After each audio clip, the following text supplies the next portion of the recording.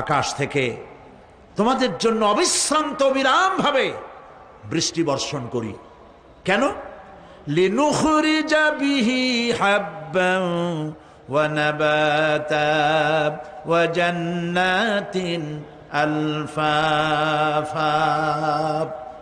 আকাশ থেকে বৃষ্টি বর্ষণ করি যাতে করে শাক সবজি শস্য দানা খাদ্য এই জমিন তোমাদেরকে উৎপাদিত করে দেয়। আলহামদুলিল্লাহ।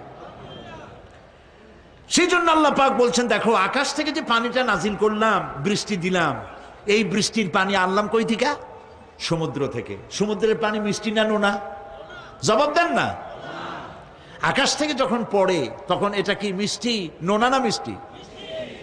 আল্লাহ রাব্বুল আলামিন বলেন, আফারাআইতুমুল মাআল্লাযী তাশরাবুন আনতুম আনজালতুমুহু মিনাল মুজনি আম নাহনুল মুনজিলুন। তোমরা যে পানি পান করো, এই পানি আকাশ থেকে কে নাজেল করে? তোমরা করো না আমি আল্লাহ করি? কে করে বলেন? আল্লাহ পাক বলছেন, লাউ নাশাউ জাআলনাহু উজাজান ফালাউলা তাশকুরুন।